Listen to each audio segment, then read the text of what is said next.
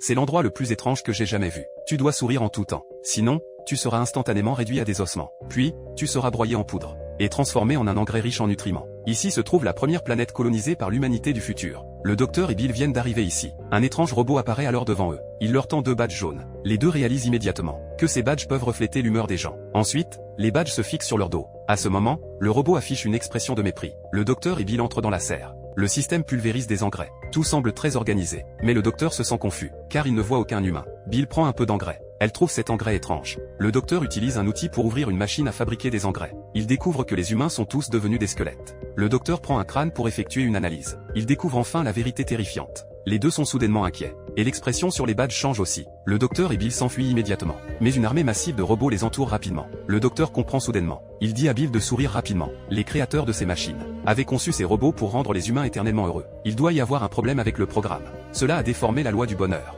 Dès que quelqu'un est malheureux, il est immédiatement tué. Les deux sourient immédiatement. Ils réussissent à tromper les robots. Ensuite, ils examinent les murs. Ils découvrent que cette ville est composée d'innombrables robots microscopiques. Ils sont en fait dans le ventre d'un démon. Les deux découvrent une porte étrange. C'est le vaisseau spatial que les premiers colons ont utilisé. Dès qu'ils entrent dans le vaisseau, les robots de la ville sont activés. Le docteur se rend au centre du moteur du vaisseau. Il prévoit de faire fondre le noyau pour provoquer une explosion. Pendant ce temps, Bill découvre un vieil homme mort dans la cabine.